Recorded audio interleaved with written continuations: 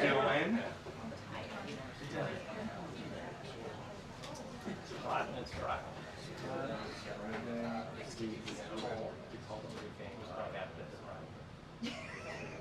Go ahead. Thank you, Corinne. That's your job. It's a lot of power. Less than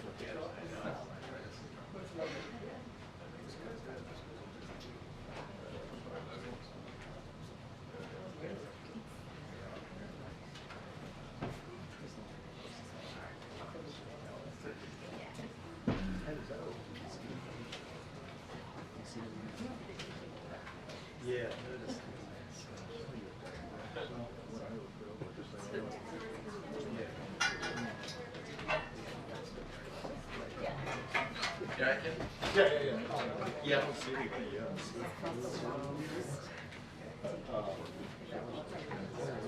Yeah. You're okay? I'm all right.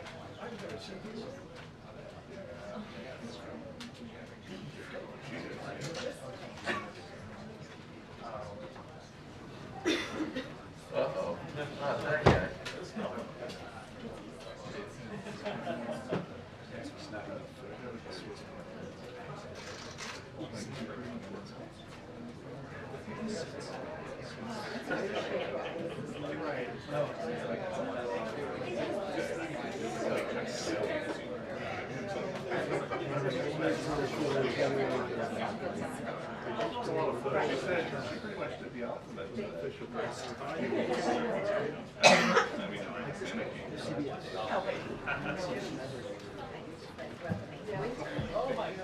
Oh my goodness, I wonder why. Good afternoon, everybody. Happy Friday. Don't say things don't get exciting in here sometimes. There's no introduction that really is needed here. I have a special guest, as you can see. Mark Hamill has decided to join us on this wonderful Friday, and I am really excited to turn it over to Mr. Hamill. Here we go. Okay, how many of you had Mark Hamill will lead the press briefing on your bingo card? Hands? Yeah, me either. And look, I just got to meet the president, and he gave me these aviator glasses. I'm telling you. I love the merch. Love it all. But listen, I just wanted to say I was honored to be asked to come to the White House to meet the president, the most legislative successful president in my lifetime. And, you know, I don't have to go through the list, the bipartisan infrastructure law, the PACT Act, the CHIPS Act, all of that, inflation, 15 million jobs. Look, it's all good. I mean, I was really thrilled to meet the entire staff because, you know, it's not just one person. It's like a composite endeavor. And all these people, my goodness, you know, I mean, I have no idea. I had no idea just what went into what is on his plate on a daily basis. So that's pretty much it. I'm open to questions, although no Star Wars questions, please. But I want to say once again how grateful I am, and it just shows you that one person can be so influential and so positive in our lives. And again, thank you so much. And Peter Baker, I loved your book. Yes. Wow. Thank you, Mark Hamill, for being here. What did you ask? What did you talk about with the president? Well, first of all, I only expected to be there for like 5 minutes. He showed us all these photographs, and you know, it was really amazing to me because, you know, I was invited to the Carter White House, and I came, and then I came to the Obama White House, but I never was invited into the Oval Office, and it was a large gathering. So this one was really extra special. All right, sir. So yes, And Biden bring up Star Wars too, sir? well, you know, I called him Mr. President. He said, "You can call me Joe," and I said, "Can I call you Joe B1 Kenobi?" And he liked that. But listen, I'm not really here to dominate. I have to turn it back over to our wonderful press secretary, Corinne Jean-Pierre. So thank you all so much. Thank you. All right, thank you. Thank you. Okay. Thank you so much for being here. I got to get those shades. Hey, Mark. Thank you, guys. Thank you. No one ever claps for me when I get off the podium. I'm just saying. I know, the unexpected. Expect the unexpected. I don't even know where to go from there, but I do have, now I feel very by myself. Let's let the team come in. Thank you. Thank you, Sam, for joining. Sure. All right, okay. I do have a couple of things before we get into, turn it into some serious business and take your questions. Thank you so much for indulging us today. We thought that might be a nice thing to do for you all to see Mark Hamill as he was here, as you just heard, visiting with the President Biden, here today.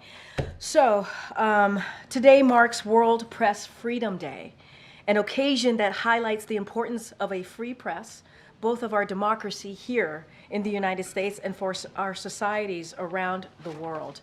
From exposing corruption and human rights abuses to covering communities and conflicts the world over, journalists risk their lives every day in the pursuit of truth. In a statement this morning, President Biden reaffirmed his commitment to support and take action in defense of media freedom.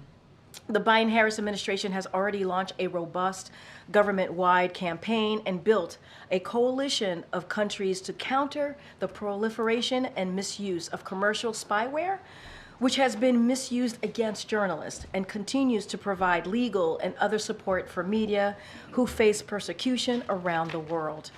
The president also called again for the immediate, unconditional release of all journalists who have been detained around the world, including the Wall Street Journal's Evan Gershkovich, Radio Free Europe Radio Liberty's Alsu Kamashiva, and of course, Austin Tice in Syria. In the coming weeks, the president will take executive action in response to the global crackdown on press freedom, declare it a grave threat to national security, and authorize measures including sanctions and visas bans against those who attempt to silence the press. The United States stands by media around the world and will continue to do our part to support their important work. Today, we also have another important day event happening later today. President Biden is naming 19 recipients of the Presidential Medal of Freedom. The Presidential Medal of Freedom is the nation's highest civilian honor, presented to individuals who have made exemplary contributions to the prosperity, values, or security of the United States, world peace, or other significant societal, public, or private endeavors. We're honored to have these individuals or members of their families come to the White House today to celebrate their service. President Biden often says there is nothing beyond our capacity when we act together. These 19 Americans consistently demonstrated over their careers the power of community, hard work, and service. Finally, this morning, Secretary of Education Miguel Cardona sent a letter to schools addressing the sharp rise in anti-Semitic hate on college campuses. His letter made clear to schools that not only is anti-Semitism abhorrent and unacceptable, it is also discrimination prohibited under Title VI of the Civil Rights Act of 1964. Secretary Cardona reminded schools that the Department of Education provides a number of resources, including trainings, technical assistance, to ensure that school environments are free of discrimination. His letter comes one day after President Biden spoke to this very subject. As you all know, Americans have a right to free speech and peacefully protest, but breaking into buildings, destroying property, and shutting down campuses is not peaceful protest. There is also no place on college campuses or in America for anti-Semitism.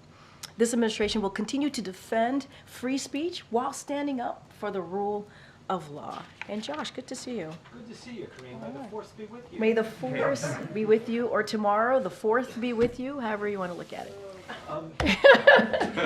Let's hope we killed off the Star Wars jokes for the rest of the briefing. I doubt it. I feel like there's more coming. So, three subjects. Yeah. First, a top orthopedic surgeon at Shifa has apparently died in Israeli custody.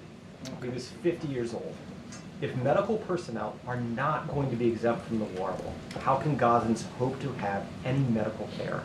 And what can you say to other doctors working in that area? And so, look, that is a devastating news and devastating to hear. And our hearts go out to friends and families, his friends and families. That is certainly one of the hardest news that you can hear, a family member can hear, especially as someone is providing care in this situation in Gaza, where we know humanitarian aid is dire, and the innocent people of Gaza, the Palestinian citizens, obviously need that care. They need that assistance. So it is obviously devastating to hear. And the president has said, and has said very clearly, that when it comes to people who are citizens who are in Gaza providing that all-important care, humanitarian aid, humanitarian care, they need to be protected. They should be protected. And so certainly those conversations are going to continue. We believe that certainly Israel has made, the Israeli government has taken efforts to do just that, and has taken into account our concerns. And so we're going to continue to have those conversations.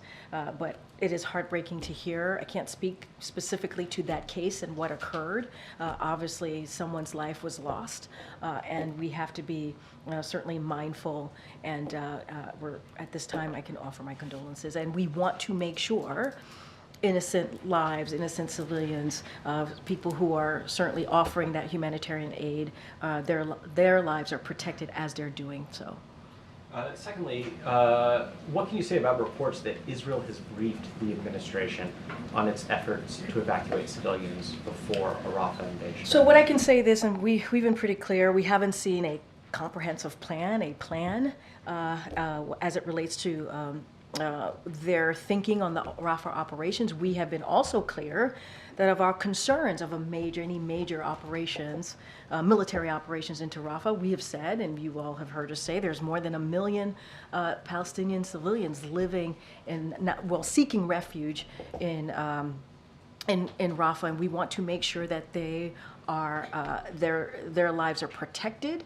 And so that is important, and we want to continue to have the conversations that we've been having with the Israeli government. As you know, those conversations have been led by the National Security Advisor, Jake Sullivan. He was just here last week, as you all know as well.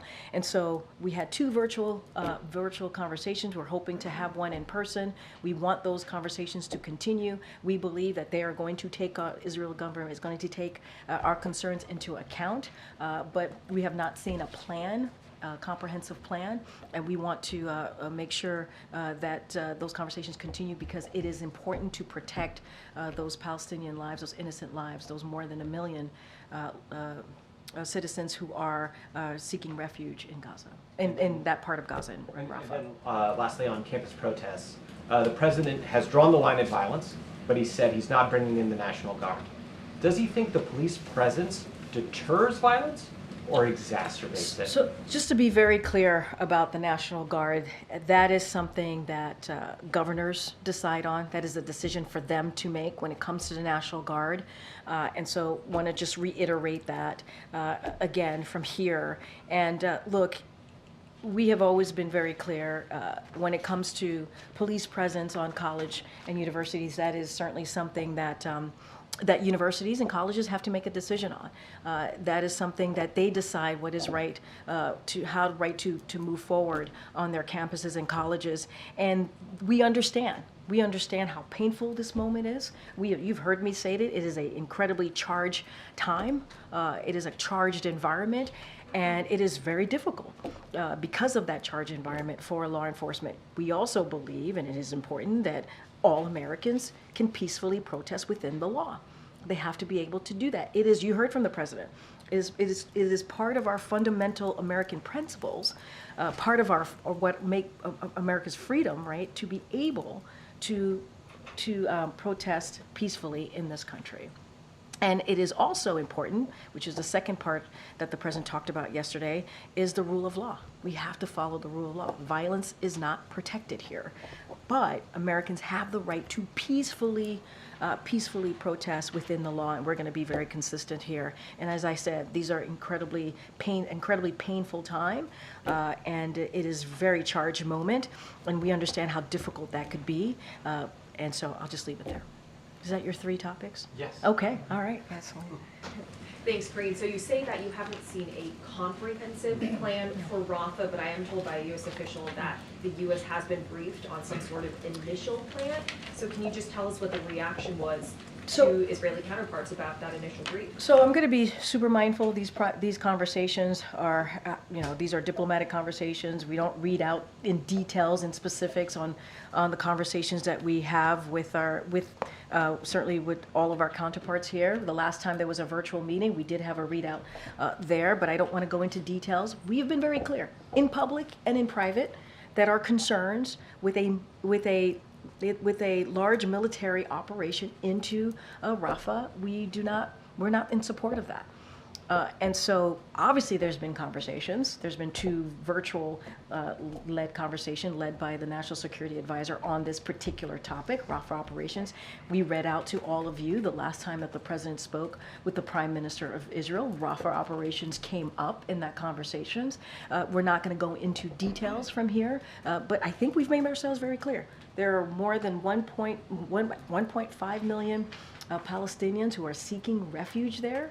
And so we believe those lives need to be protected, and we're going to continue to have those conversations. So to be clear, the U.S. was not satisfied with whatever the U.S. I'm was not. on in this I'm initial just. plan? I'm not going to go into details or specifics from here. We've been clear about our concerns. We're going to continue to be clear about our concerns here. Those conversations are going to continue, and I'm just going to leave it there. And just switching gears a little bit, a new ABC News Ipsos poll found that nearly 4 in 10 Americans say the U.S. is doing too much to support Israel. That's up from about 3 in 10 in January, so it is showing that support for Israel is declining as the war drags on. Is the president concerned about this? I'm not going to go into every poll that comes out. That's for political pundits to do. I used to be one. I'm not one anymore standing here at this podium. But what I can say is that we saw what happened on October 7th. We heard from Hamas, a terrorist organization, what they said that they would do. A leader from that organization said they want to see October 7th happen again and again and again. More than 1,200 souls were taken on that day. More than 200 Israelis, including some American hostages, were taken by Hamas. And as you know, we are working very hard to get that hostage deal so that we can bring hostages home, including those American hostages, create a situation where we have a ceasefire, right? So more humanitarian aid can go through. That is incredibly important. We're working around the clock to get that done. You saw Secretary Blinken in the region meeting with regional partners. And so that is certainly a priority and continues to be a priority for us. Our commitment to Israel's security is ironclad, as I've said, and we have said many times. They live in a tough neighborhood. And we saw what Iran did, right? They launched missiles and drones into Israel, and it wasn't just us that stepped in. It was leaders in the region that stepped in to make sure that they were able to defend themselves at that time. And so we want to get that hostage deal. That's what we want to see. We want to make sure that that innocent Palestinian lives are protected. That's why we're looking into the Rafah operations and having those conversations. But getting that hostage deal is so critical to bring hostages home, to get that more humanitarian aid in, and to have a ceasefire. And we are committed to doing that, and you see that from this president.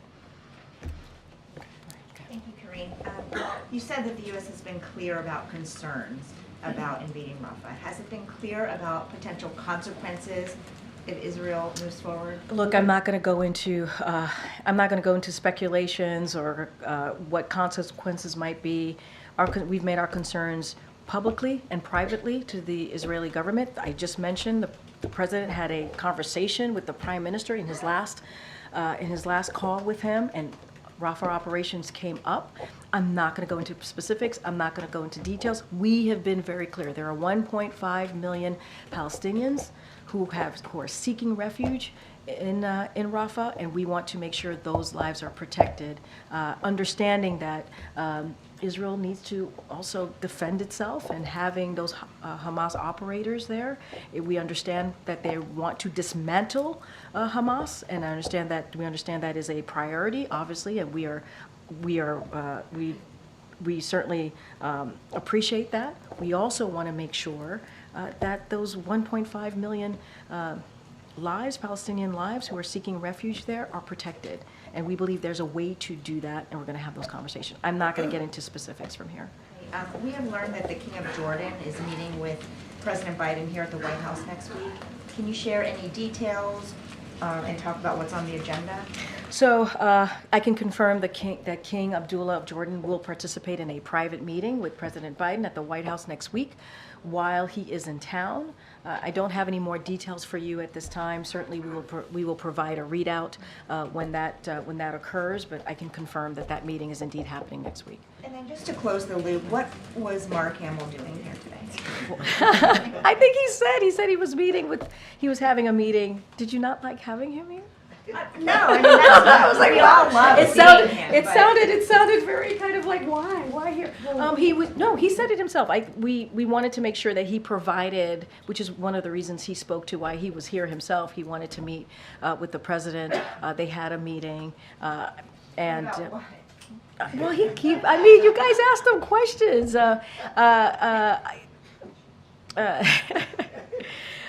They had a meeting about what the president has been able to do on behalf of the American people. Mark Hamill was in town. They met. I think it was important as someone you all know Mark Hamill. He is someone who is very much invested in our country, very much invested in the direction of this country, and so they had a meeting. It was he went into that meeting, and we thought it would be fun for him to come out here and lighten up the room a little bit on a Friday.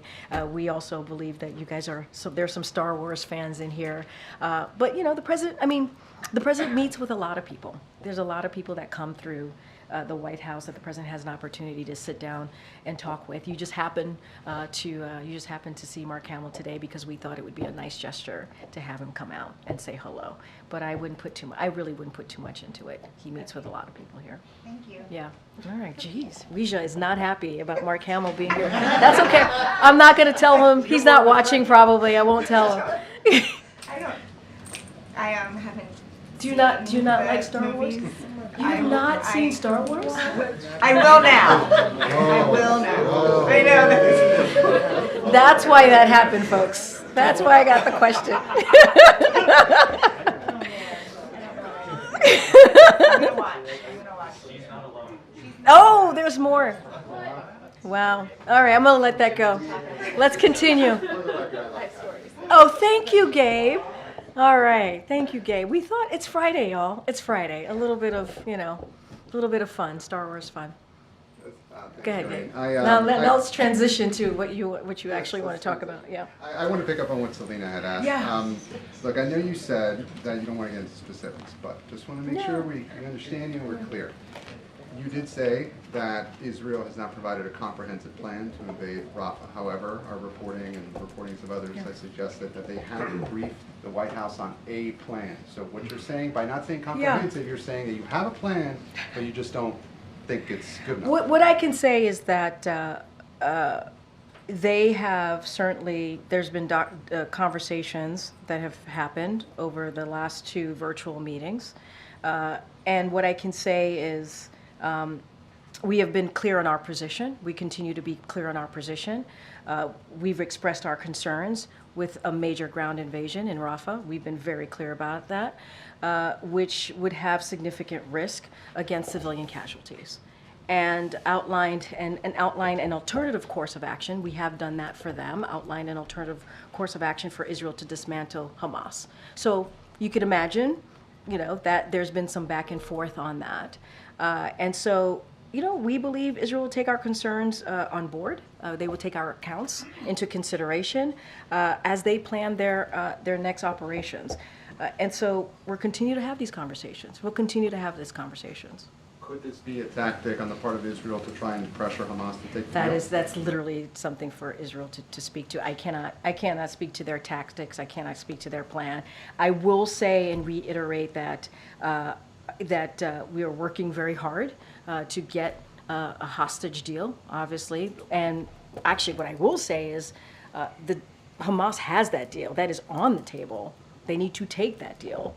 And you've seen us be very clear about that. You've heard from the Secretary Blinken this week, and so we need that hostage deal so that that could lead us to a ceasefire that can get those hostages home, including American hostages. And so we think it's important to get that done. But there is a hostage deal. It's on the table. Hamas needs to take it. On a separate topic, well, sort of similar topic, Yep. but one of the recipients today of the Presidential Medal of Freedom will be Congressman Jim Clyburn. He had some comments earlier today where he agreed with Senator Bernie Sanders' assertion that the Israel-Hamas war could be President Biden's Vietnam. What's your response to that? So, look, a couple of things. I want to be super careful because that's kind of leading into a campaign space. So I want to be really mindful on what I say, and a couple of things that, I did think through on those. On this, knowing we probably get this protection question. Look, Joe Biden ended the longest war in American history and just succeeded in convincing both parties in Congress to make crucial investments in our national security in Ukraine to help ensure we won't be drawn into conflict in Europe. And that is the president's leadership that you have seen, right? And that is one of the reasons he's been able to bring NATO together in a way that we have not seen before. And obviously, one of the reasons we had to do that is because we had to make sure that Putin didn't succeed. He didn't succeed. And so the president has been taking action, obviously, on that for the past more than 2 years. You heard him say yesterday, he reiterated values that being us together, we have the right to dissent, right? But it must be peaceful. It must be peaceful, and anti-Semitism is horrid. It is hate speech, and we should treat it as hate speech. And there is overwhelming support for his agenda, whether it's having, rich special interests pay their fair share. If you think about what the president's been fighting for, especially dealing with Congress, making sure that the billionaires and corporations pay their fair share, and making sure that we're building an economy that helps everyone, that doesn't leave anyone behind. And so you've heard him talk about that, beating big pharma, lowering healthcare costs, making sure that we move forward with his student debt relief. And so those are things that the president and those agendas are incredibly popular. And so he's going to continue to do that work. And obviously, Congressman Clyburn is someone that he truly respects. We all respect, and so just want to be mindful because it's connected to a campaign-related question. But this is a president who has taken action to make sure that he does everything on behalf of that's right, whether it's national security or moving forward with domestic policies that the American people want us to move forward on. So the White House disagrees with that characterization? Look, I think I just laid out what we believe we have been able to accomplish here in the more than 3 years in this administration. I think they have their opinions, and they're allowed to their opinions, and we respect what their opinions on this. Does the U.S. believe that a Rafah operation is imminent? That's something for Israel to speak to. What I can say is we've made our concerns very clear, publicly and privately. We've had two virtual conversations that have been led by the National Security Advisor. As you know, Jake Sullivan, he was here last week speaking to this. We are going to continue to be very, very clear on where we stand on this and our concerns for innocent civilian lives, more than 1 million innocent civilian lives that are now in Rafah that are seeking refuge there. I can't speak to a timeline. That is certainly for Israel to speak to. What we will say is we've made our concerns very, very clear. The deadline for the administration to report to Congress on whether Israel is abiding by international law, that is next Wednesday. Do you know if the president himself has made a personal decision on that or has a personal view on that at this point? Nothing to read out at this time. Just On another topic, the speech that he is giving on Tuesday for the Holocaust Memorial Museum, can you give us a sense of how he is preparing for that, how the team is preparing for that? So let me just say a couple things here, and you've heard us say many times before, and we'll continue to underscore how fighting anti-Semitism is at the core of who this president is. He was moved to run by the grotesque display of anti-Semitism in Charlottesville, as you all know and covered. Some of you covered back in 2017. And like I mentioned on Monday, he will deliver the keynote address at the U.S. Holocaust Memorial Museum annual Days of Remembrance ceremony. During the Days of Remembrance, we remember and mourn the 6 million Jews who were systematically murdered by the Nazis and their collaborators during World War II. The president will discuss our moral duty to combat the rising scourge of anti-Semitism and the Biden-Harris administration's work to implementing the first ever national strategy counter anti-Semitism to make real the promise of never, ever, ever again. This is, when it comes to speeches, important big moments like this, the president obviously takes this very seriously. He knows that this is going to be an important moment for the country to hear from him, and I don't have anything beyond what I just shared. The focus of this speech will obviously be, as you said, the Holocaust survivors, anti-Semitism. Given just everything that's going on, does the president believe that it would be appropriate to also address in the speech the pro-Palestinian protesters and their sentiment, or does he believe that that should be for a different I'm going to setting? be super mindful of not going to, as I've said many times, I'm not going to get ahead of the president. The speech is, in process. And so I'm going to let the president think through what exactly that he wants to share with the American people. Obviously, as I just stated at the beginning of my answer to you, fighting anti-Semitism is at the core of this president, and we have seen a rise in anti-Semitism. And we want to make sure that we make it very clear that it is hate speech, it is abhorrent, and so certainly you'll hear from the president very, very clearly on Tuesday, and certainly he'll share more. Go ahead. Thanks, Corinne. The White House brought on a new border person, Blas Nunez Neto. What is it? What is that? Is there any? Does that give any indications of urgency, speed of the executive order that the president has been considering? So look, we look forward to the DHS Assistant Secretary joining the White House and continuing his work in implementing the administration's vision across the border security and immigration spaces. Don't have anything new to read out on any new announcements, but look, this is an administration that is committed to fixing the broken immigration system. On his first day of this administration, the first piece of legislation that he put forward was a comprehensive piece of legislation to deal with the broken system, to deal with what we're seeing with at the border, the challenges. And then we moved forward when that legislation was not moving forward in Congress. We had a 2-month negotiation process with senators to come up with a bipartisan proposal. And so that was rejected, as you all know, by Republicans because of the former president stating that this would hurt him and help Joe Biden. And that is unfortunate. We know that this is an issue when we talk about the immigration system that majority of Americans care about. And so, that he could take.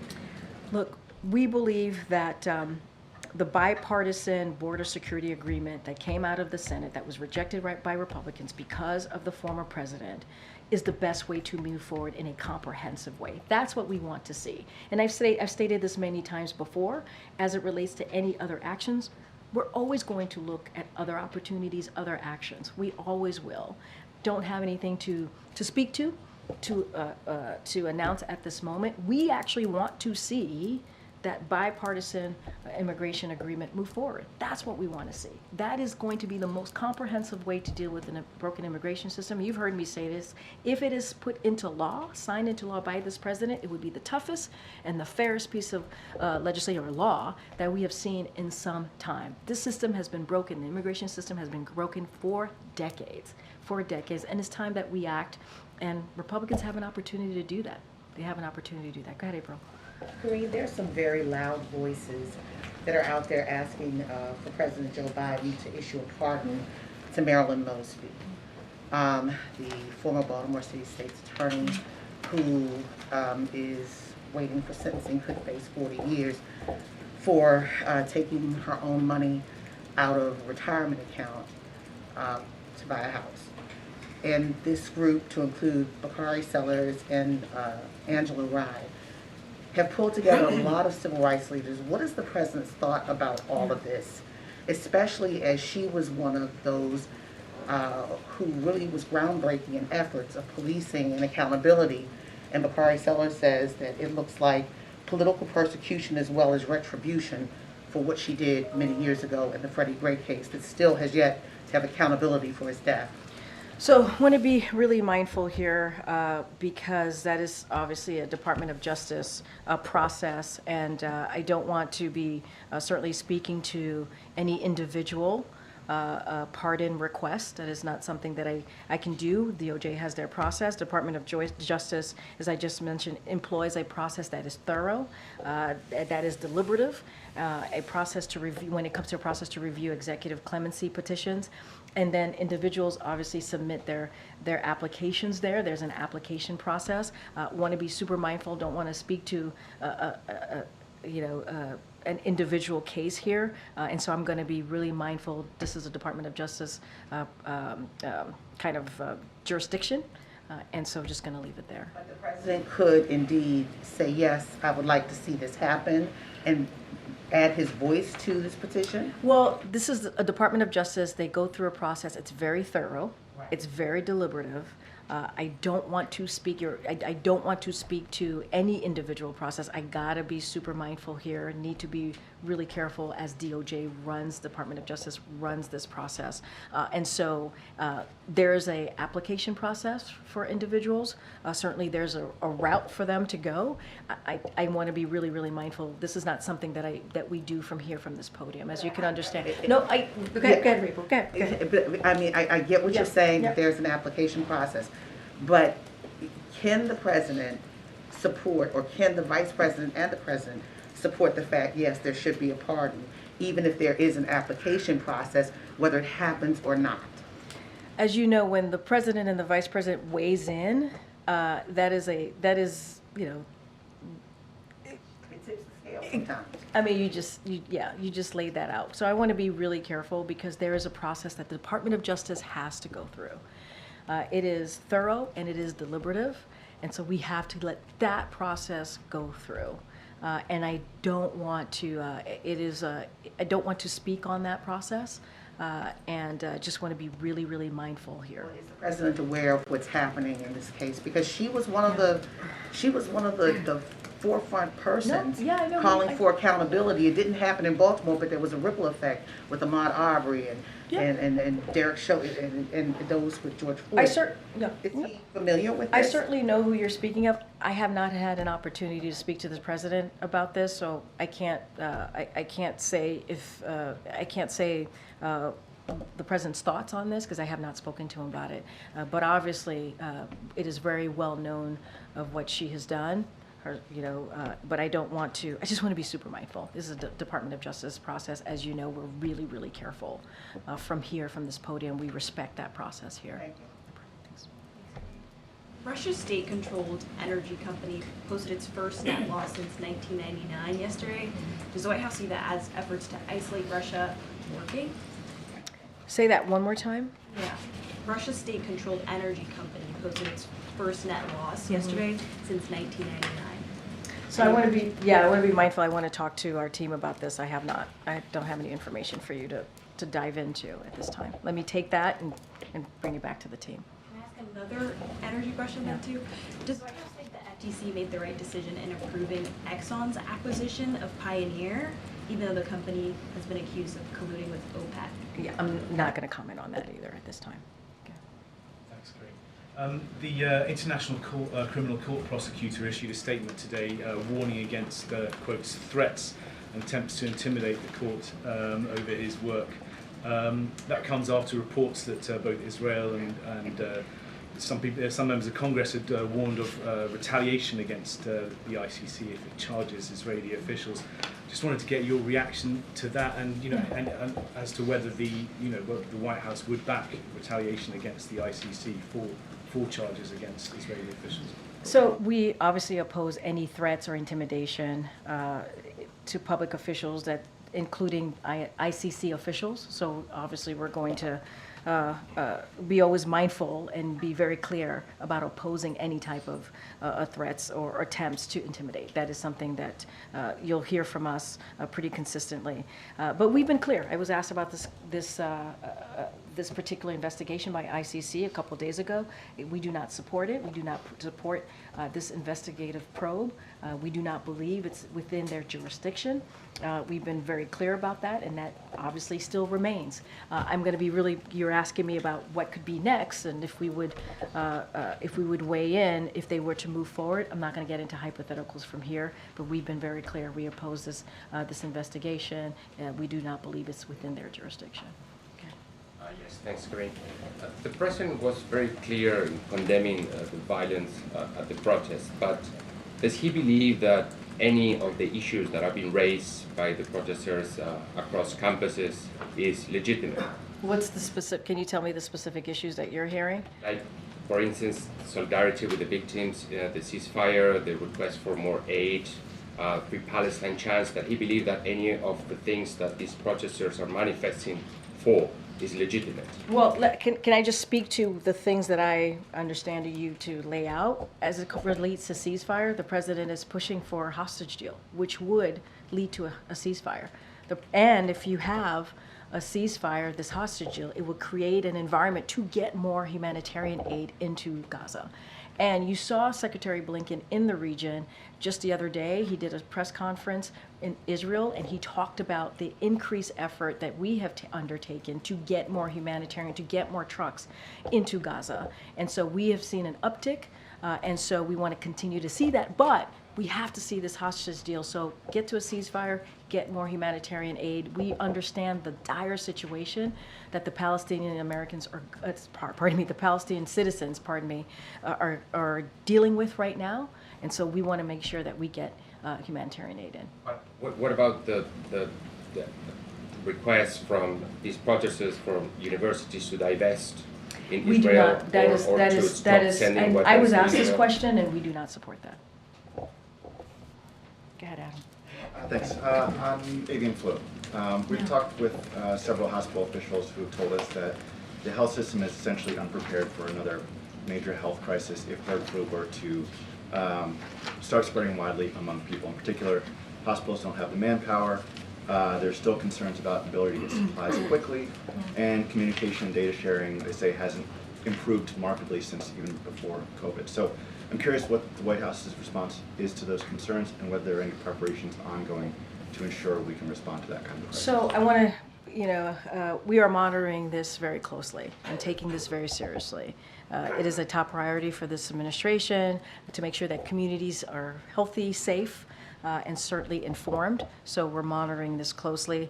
The president has directed his administration to do the following: protect public health, protect our nation's food supply, and monitor all trends to prevent the spread of avian flu. CDC they have reported that the risk for general public is low, and federal agencies are coordinating with local authorities.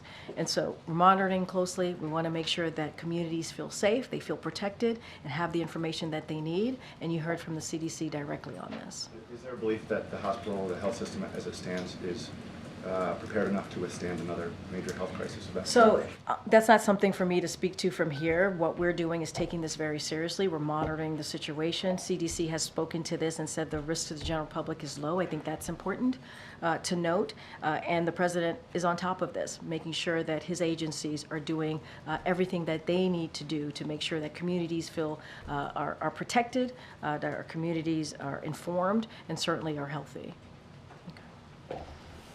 Thanks, Corinne. On abortion, does the administration have any reaction to this report that a Texas man has filed a petition to state district court in Texas to try and investigate possible illegal activity that was committed, he's saying, by his ex-partner because she went to Colorado to get an abortion? So wait, what? Say that one A more time. man is looking to have an investigation into possible illegal activity. His ex-partner traveled out of state from Texas to Colorado to seek an abortion. Look, that sounds like there's a legal case. Going to be careful not to respond from here. What I will say more broadly, and what we have continued to say, that the attacks on reproductive health care that we have seen, and makes it incredibly difficult for women to make decisions on their own body, for their own health, is devastating. It is devastating what we're seeing. And sadly, because of what happened, the overturning of Roe, because of the Dobbs decision that happened almost 2 years ago, we have seen just chaos across the board. And we see tens of millions of women who are now at risk of not being able to make that decision. I can't speak to individual cases. What I can speak to is the chaos that we have seen. What I can speak to is what the president and this administration, the Biden-Harris administration, are committed to protecting a woman's right to choose, a woman's right to make a decision on her own body, on her own health care. And it's not just abortion, as you know. It's IVF that's under attack, contraception that's under attack. And so we're going to be very loud, continue to be loud and clear about that, and ask Congress to make sure that Roe becomes the law of the land, and they need to take action.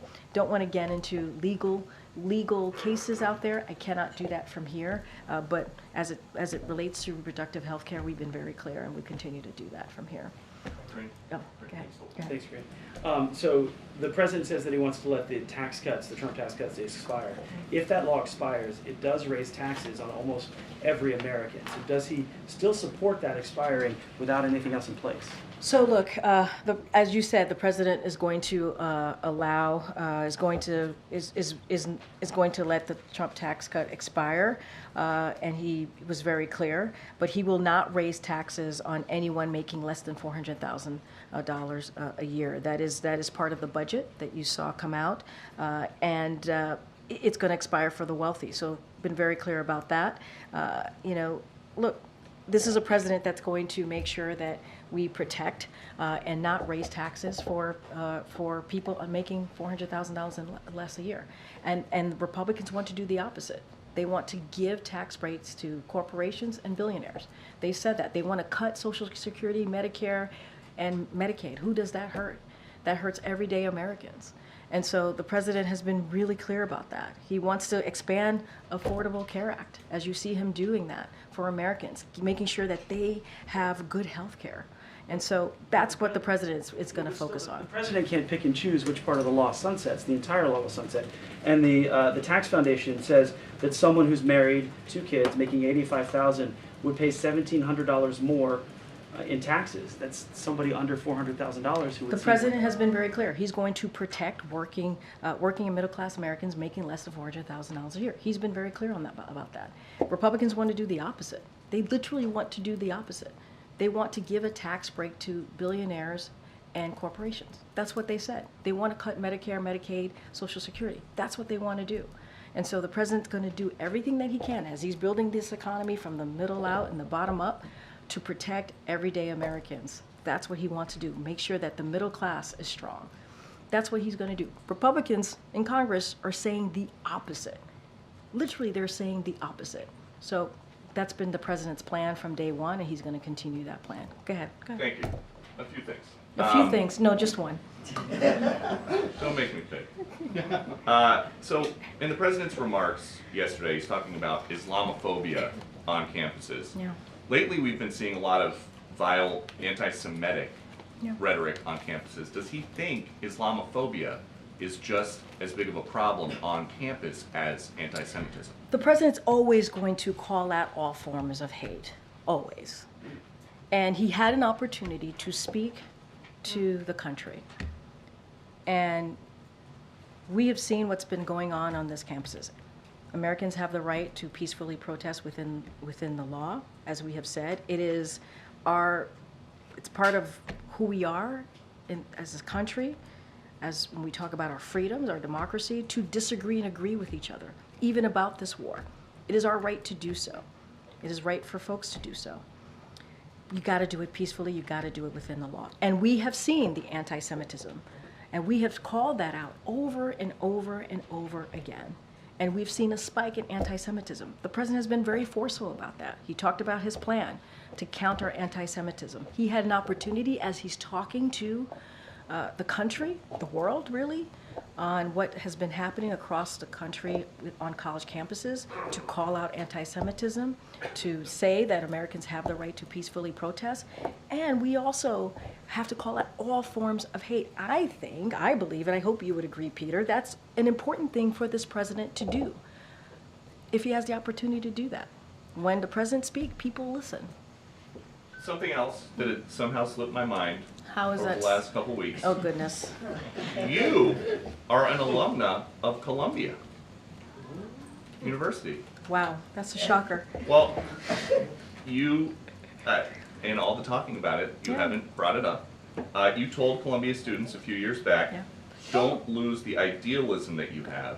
So what do you tell them you now? did. You did some research. Oh All my I gosh. do is research and just hope that you call on me. You did. You But did no, some. what do you tell the students who have followed in your footsteps? Gonna be. Oh, and that's actually gonna be a great segue to the student journalist that we have in the room, Danny. After I answer this question. I do have one more after that. Sorry, Danny. It's okay.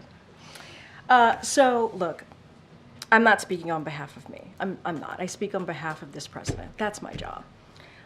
And I believe in this president. I believe in the work that we do. It is an honor and a privilege to stand at this lectern every day to speak to you and all your colleagues and to take your questions. It is not about me. And really, your question and what you're asking me and what I have said to students is pretty much what the president has said. All Americans have the right to peacefully protest within the law. They have to, we have the right. That's what makes this country so great, right? That's what makes, when we're talking about our freedoms, our democracy, that's what's so important. To have the opportunity to agree and disagree and do it in a peaceful way, that's important. And the president also called out, if you are breaking an entry and you are taking over buildings, that is not peacefully protesting. And the president was very clear about calling that out as well, and also anti-Semitism, and calling it what it is hate speech. My last one. At UNC Chapel Hill this week, a group of fraternity brothers saved an American flag from an angry mob of protesters. There is now a GoFundMe where people can donate to throw them a Rager. It has raised more than $500,000. Would President Biden donate? You never disappoint, my friend. He donates to a lot of You never different disappoint. causes we saw in his tax returns. I'll say this because there is actually a real point in your question that I will address, which is, and I, just to reiterate what we've said over and over again, Americans have, and I just said this moments ago, so I'll just reiterate this, all Americans have the right to peacefully protest. It is not right to forcefully take down the American flag to replace it with another flag. It is not right. And so I just wanted to make that clear as well. All right, Peter? So a donation, what about like a call to thank them for saving the flag? Look, protecting the American flag is admirable. I'll leave it there, Peter. Danny, it's your opportunity to shine. Everybody welcome Danny. Welcome, Danny. Danny goes to Uniondale High School, and she is a journalist at Uniondale High School. She wants to be where you all are at some point in her career. Okay, but you have a question? Well, my question is, how can I, as an editor of my school paper, be able to encourage engagement globally? Encourage engagement. So I think as an editor, it is certainly important to always make sure that, you listen to the community, but also get that information, work on getting the facts so that your community gets the facts, obviously. And I believe young people want to know what's going on in their community. I believe that young people are incredibly curious right now. And laying that out for them and saying, hey, this is what is going on, this is how you can learn more, or this is what you should know, is so important. And you should lead, not by fear, but by getting to the bottom of a story, getting to the bottom of how you're going to put those facts out. And I think it's important as you go through your career, your journalistic career. You have some really brilliant journalists here who certainly could give you advice. I'm sure they'd love to talk to you after this briefing. I'm sure they have time to do that, as they're all looking at me and smiling. And they could actually give you, I think, some really sound advice, some helpful advice on how to move through your career. But young people are curious. They're very curious right now. They want to know more. And this is a great opportunity for you as an editor at your high school to do just that and to have those important conversations, whether they agree or disagree, and lay out the facts for them. And so they can make decisions for themselves. Thank you for the question. All right, I'll take one more, guys. I'll take one more. Oh my gosh, go ahead, go ahead. Just to follow up on the press freedom executive actions that you mentioned, is there anything we can expect aimed at Russia in response to Evan? So, as you know, we're going to be announcing some executive action shortly. Certainly don't want to get ahead of that. So once in the next couple of weeks, we'll have more. We'll have more to share. Don't have anything at this time, but we're working through that. And we think it's really important. We think it's really important to continue to take action. A free and independent media is critical. As I just took a question from a high school future journalist, who's a journalist now, obviously, at her high school. And it is vital to our global security. We appreciate the work that journalists do every day, and it is, many journalists put their lives at risk, put their lives at stake. And so, and you hear me say this before, journalists are not the enemy, and they should be protected, and freedom of the press. What we do here every day, it is an exercise of the freedom of the press. And so we want to make sure that that continues, not just here, but obviously globally. All right, thanks everybody. Have a great weekend.